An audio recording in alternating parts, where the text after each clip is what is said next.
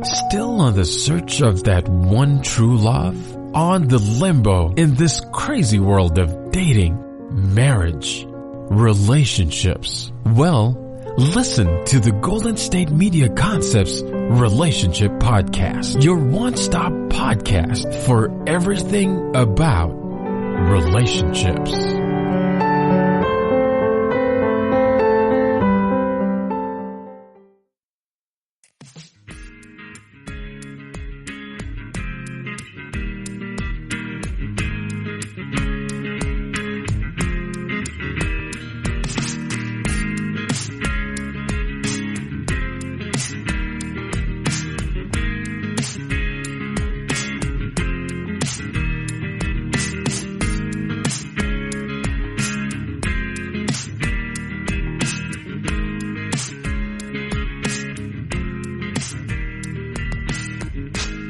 Hello and welcome to Golden State Media Concepts Relationships Podcast. I'm John Johnson hosting your show, and I'm going to be talking about who you're with.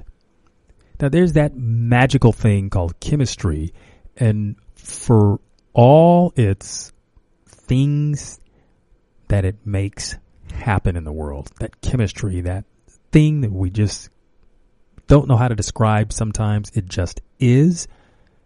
And we put that on top of who you're with. And that just sort of magically makes things happen, right? Well, I think we're going to kind of figure out something. What's behind the chemistry?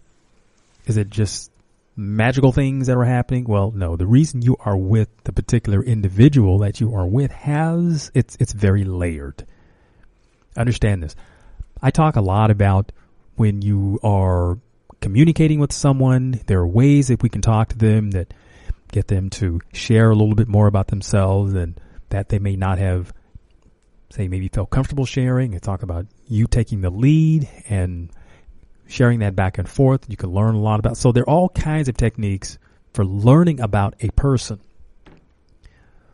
But when we go beyond that sort of thing sort of presupposes the idea that we're in some sort of relationship with this individual, but does that explain why we are with them at this point in time? See, when you've gone through all of the work, and I call it work because you have to do a self-examination, you think about the person who's sitting across from you, who you're interested in, think about their background, their lifestyle, what they can bring to you, what you can bring to the table with them, all of those things. There's lots of stuff going on there. But when you finally settle on a person, I mean, think about this. You meet lots and lots of people on a daily basis. And who are you attracted to? Do you have in your mind a fixation on a certain type of, is it a hair color? Is it a height? What other traits that are on the external side are you attracted to? And have you found yourself drawn to someone that is totally opposite to who you said you'd be drawn to? Maybe you've written it down. Maybe you've been in conversations with people and talked about all these different characteristics. And when you think about it, sometimes in some people, they have a list that's so long. It says, well, there's nobody that would meet all of those. Maybe just a few. I mean, are you satisfied with a few of those characteristics? Or do they have to make the whole list and they have to fit that?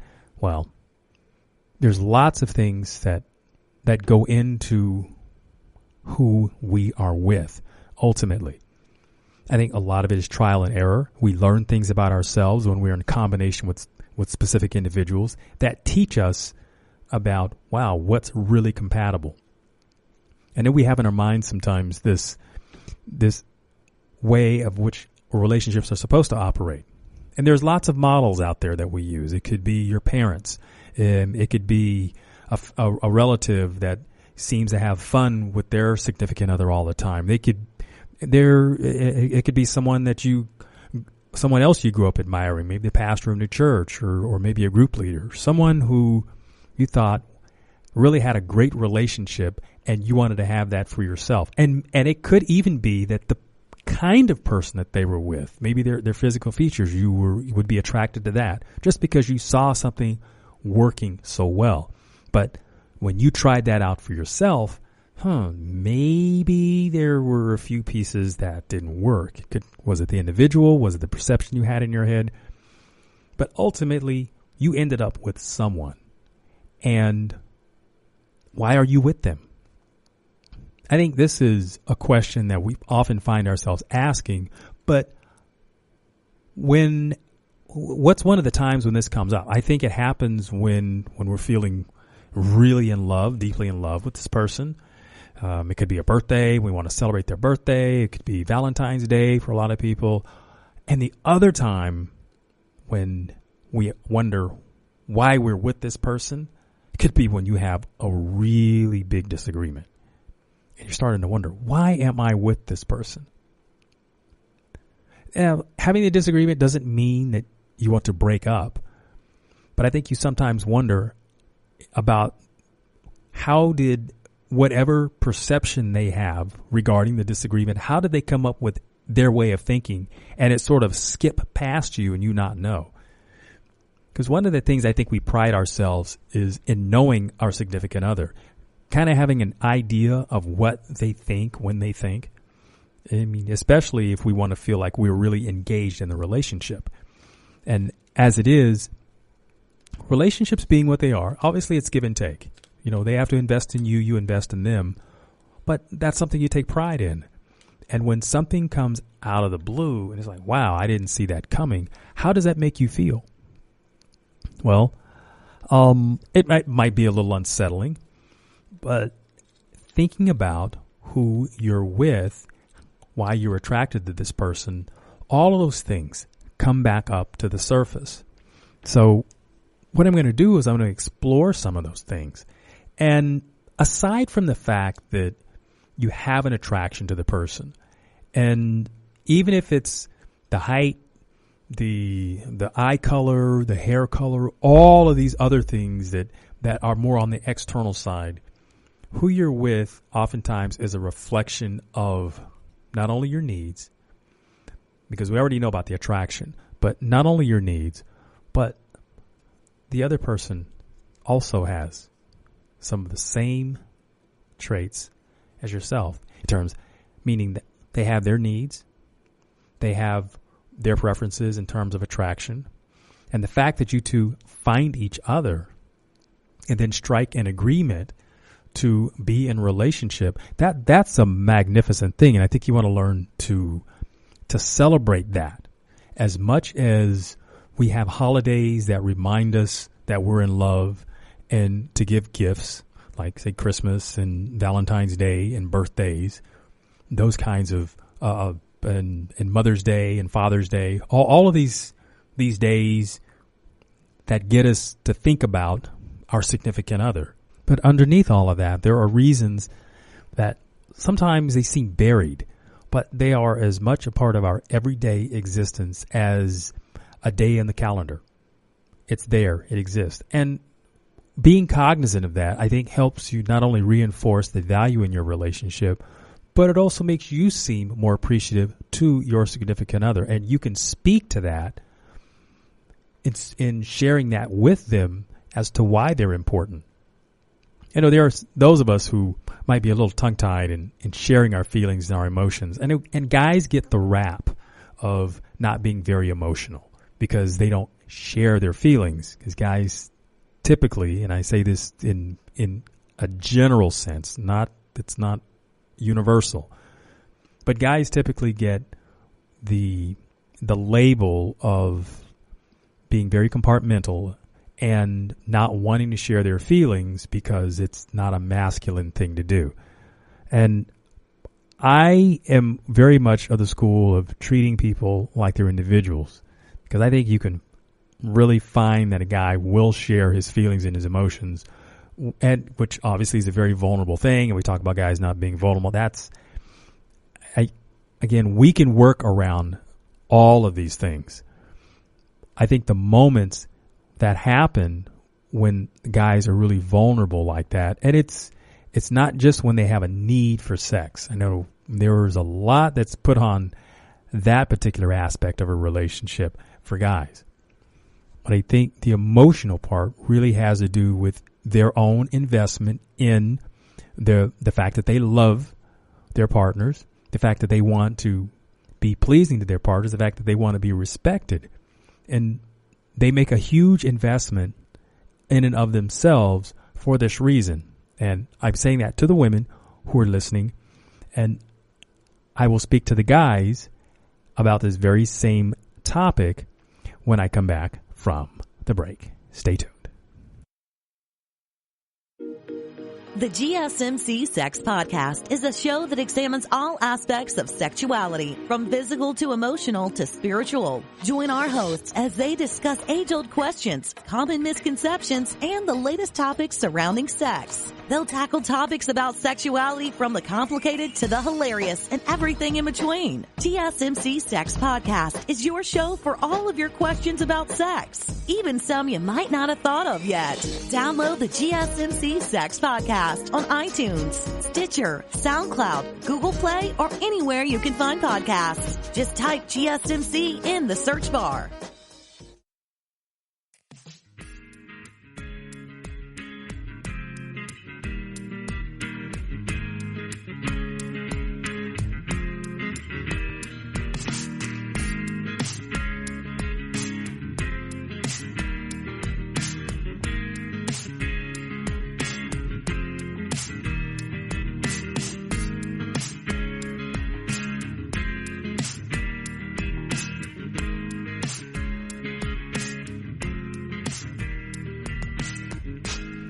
Hello there, welcome back. Now, before the break, I was talking about how guys oftentimes get labeled for not having a lot of emotions or being very compartmentalized. And, obviously those things exist, but sometimes it becomes such a blanket statement that we don't look beneath the surface to see what's operating there.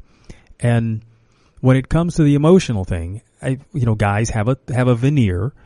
And it's put there because that is just a part of how we expect them to be. So what you see is people living into that expectation. But beneath that, and I'm saying right beneath that veneer, there's lots of emotion, there's lots of caring, and it just takes a little bit of work to find that. Now, some guys, it's a little easier to get beneath that veneer because they love showing it. And others, they just want to know that it's safe to actually share that emotion, because I don't know any guy that likes being ridiculed for having sensitivity, because there's a lot of comments from people who don't seem to do a very good job of displaying it, and it's if they make fun of the ones who can or who do. And until you're really strong in your own sense of self and masculinity, then these things don't show up. But what I'm here to say is that to the significant other, I think these things are very much a part of them and their day-to-day being in their relationship. And it just takes drawing people out. Now, I have found that is when a person feels most safe. I mean, when you're asking the questions, very specific, and you're having conversations and you're drawing them out. And there's a way in which you can do that, which really shows your sense of caring. And that's when it's most interesting. That's when you're really getting to learn something about who you're with. Because see, this is not only a reflection of the person who's doing the sharing, but a reflection of the person who's doing the asking. And I know in the beginning of a relationship, I always give a huge emphasis on asking lots of questions, being in conversation. And the asking then means, okay, listen for the answer. Because in that part of the conversation, you learn a lot about where a person is, what their interests are, where the potential is for a relationship to go. And those are the things you want answers to. Not the answers that you can imagine in your head, but you want to hear the voice of the person who said them to you, so that you have a reference. And it really shows that you're connected. So as you can see, who you're with is a huge reflection of who you are. Meaning, when you've taken the time to invest and to find out about this person and then share on that level, or as I would say, when you're drawing a person out and they might be a little hesitant, because here it's a trust thing, that as you reveal more and more about who you are, then you can sort of lay the expectation out that they can share on the same level. And the reason we're doing this is because it's how you build trust with another person. See, if you expect a person to tell everything about themselves and you not share, then I think that's not the expectation to want to have to get authentic answers. Because what people will do is people can sense where you're going. People can sense what the right answer is, especially if you've lived long enough. Now, little kids, what we love about little kids is that they're unfiltered.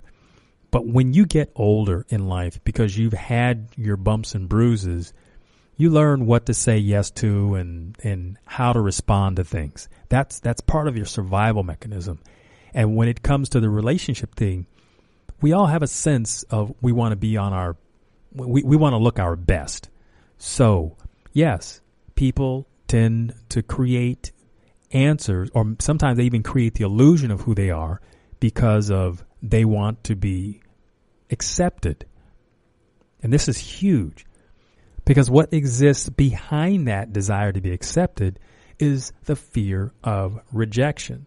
So people create all kinds of illusions about who they are to the listener. But when given time to allow this person to speak and give authentic answers, and I say authentic because it has to do with really listening, not asking leading questions, because again, people can read you. And someone who has had their vulnerability betrayed, they learn how to keep things close to the chest. They don't want to share when they feel like what they say is going to be criticized, or to the extent that they might share something that's deeply personal that may have gotten them feeling like they're so vulnerable that they can't stay in that place. Now, there's another thing to be mindful of when people are sharing. Some people become afraid that after they've shared something, then they've overexposed themselves. So how do you navigate something like that? It really has to do with how you set this up. That the sharing and the vulnerability is okay. It's about creating that safe space.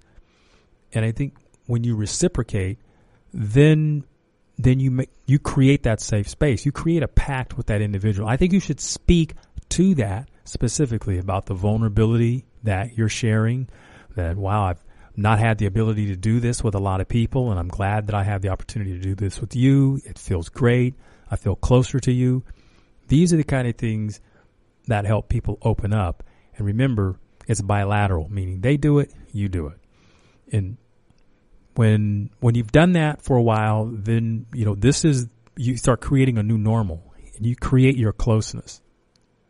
So you're developing intimacy. You are displaying who you are, and who you're with is mirroring back the same thing. And this is how you keep it in the same place so that it doesn't get stilted. See, when a relationship gets stilted, when it gets out of balance, the fear that comes in, at least from the person who is, and I'm going to say it this way, who's overshared, is that they feel overexposed. And most of us have had that vulnerability taken advantage of by someone. And this is why there's fear. Again, when I mentioned about little kids being unfiltered, sometimes we as adults become unfiltered, but it's for different reasons. We may have consumed alcohol, may have taken some drugs, something that really lowers our inhibitions. Or it could just be an adrenaline high and we're just a motor mouth. That happens too. You've done something really exhilarating, but that's sort of a different way. You're just happy. You're just blah, blah, blah, blah. That goes that direction. But people who are unaware of their sharing those moments, and that's when I've seen it go terribly wrong for them, because they may do something that's inappropriate or feel humiliated about and not want to share again. Now, these are learning experiences, I must say. And we all have an opportunity to learn from our past mistakes. That's what it is. It's a learning opportunity. Look, I'm going to take another break, and I'll be right back after this. Tired of searching the vast jungle of podcasts? Now listen close and hear this out. There's a podcast network that covers just about everything that you've been searching. Hey! The Golden State Media Concepts Podcast Network is here. Nothing less than a podcast bliss with endless hours of podcast coverage. From news, sports, music, fashion, cooking, entertainment, fantasy, football, and so much more. So stop lurking around and go straight out to the Golden State Media Concepts Podcast Network. Guaranteed to fill that podcast itch.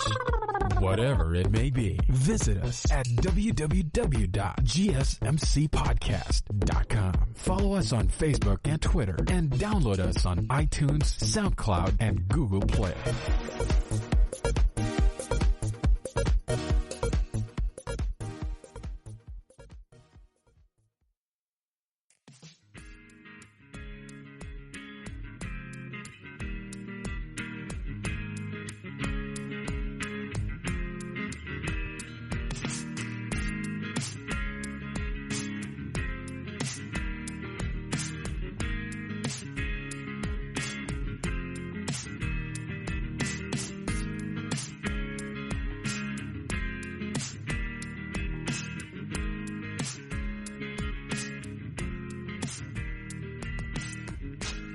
Hi there, welcome back. I am John Johnson. This is the Golden State Media Concepts Relationships Podcast, and I'm talking about who you're with. So, oftentimes we think who we are with is totally a function of who we're attracted to because of their looks, their height, their weight, that sort of thing. And as you can see, when you take time to talk to someone and get more in-depth information about them, let's say, get someone to be vulnerable to you, that's a lot more attractive. Now, sometimes that's scary because when we find out how powerful something like that is, sometimes it can scare us because we learn that to mirror something like that means that, wow, we have to be vulnerable as well. But you can see how much of a bond you can create with someone when we discuss things that make us vulnerable. We have to create a safe space. There is some trust that's involved, and we have to talk about those kinds of things. And that's where the depth of a relationship is. That's more of a function of who you're with than a lot of the external things. Now, those are obviously triggers. Now, remember in the very beginning I talked about chemistry. And for a lot of people, what chemistry means is sexual attraction. There is that. But when you've gone the direction of creating a relationship, some depth, being vulnerable, you can create some chemistry in that situation. And it has the potential to be much deeper, and it has more in it that carries with you all the time. You see, one of the things that we hear, and I'm discussing it from this position, that we hear, and women talk about the idea that, well, he doesn't think about me when I'm not here. Because if men thought more about who they are with rather than who they're fantasizing about, they say men would be less inclined to cheat. That's the conversation. Well, I understand that thought process. Not just because I'm a guy, but I understand how, we're talking about attention span and what we're attracted to and the like. But the idea here is when you create a relationship where we've had the deep conversations, we've had the thoughts that I know what you think, you know what I think, and it becomes a part of your being. When one talks about what we say, cheat-proofing your relationship, these are the ways in which you do that. Now, it's all about vulnerability. Because one thing that I can tell you about affairs, and this might not be new to a lot of people, but it's really about the voids that are being filled. That is why someone else could possibly come into a situation, is when there's a void to be filled, that vulnerability that's not being addressed. Now, sometimes you don't know, but when you're in communication with your partner, then you can learn that kind of information about them. That's why learning to talk and learning to listen. So communication is a word, but there are definitely parts about it that we have to learn to want to be engaged with our partner. And when I talk about answering questions, I'm talking about being authentic, learning that being vulnerable is a good thing, and that when you don't have vulnerability, you don't really have a relationship that's very deep. In fact, I would use the word shallow, because we can make up a lot of things that sound good to people. And remember earlier I was talking about how people read you and they learn how to give an answer based on where they think the situation, where the conversation is going, and what they think you want to hear, basically. And that can be very, very seductive to the listener, because you may think that you have something deeper than what really exists. But if you play this out over a little bit of time, you can learn to read a person, and if they're just feeding you answers that sound attractive, because this is about eye contact. This is about reading body language. See, this is the whole picture. And this is why when you're having a conversation with someone, this stuff works when you're face to face. Now, there's a lot that can be said on the telephone. I believe you can have lots of conversations with people and stay connected. I think that's great. But I love the one-on-one conversations when I have them in my presence, because this is where you kind of create the bones of a relationship, the skeleton, as it were. And then whatever comes out on top of that is what comes out on top. I mean, that's a metaphor, but it really goes the distance of learning about the person that you're with, who you're with. It's a reflection of you. Have you ever wondered when you look at a couple? Sometimes we're being hypercritical, but we're looking at those two people and you say, wow, what is it that she sees in him or he sees in her? I mean, we might look at them on the outside and say, wow, there's a mismatch. Maybe one of the individuals is really attractive and the other person isn't. And that's usually the observation that people on the outside make. They look at two people that are together, and when they seem really dissimilar, then we wonder, what's that relationship like for them? Well, there's a lot of variables involved in something like this. But when you go back to the things that I've talked about and how valuable conversation is, how valuable it is to be a good listener, how valuable it is to be able to be authentic, and the vulnerability, all of those pieces come together, and that helps to define not only who you're with, but it helps to define you. And this is how you can help bulletproof your relationship. These are the kind of things that give it longevity. Quite often, people think it's sex is what holds a relationship together. And that's a very important component. The physicality, the physicalness of a relationship is very important to a lot of people. But there will be times in life when that is not necessarily available to you. And what do?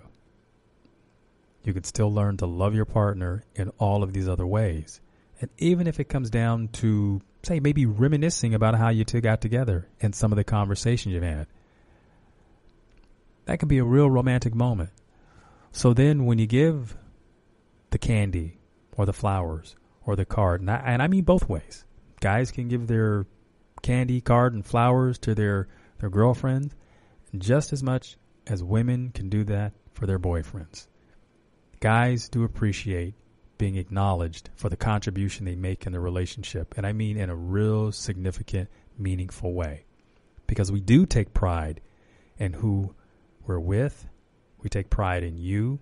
We love you, and we want you to know it. Sometimes we're not great at it, but we're definitely making an effort. And I think if, as a woman, if you're listening to your guy and you let him talk, he can give you a very authentic answer. It may not be very, let's say, very flowery, but he will speak from his heart.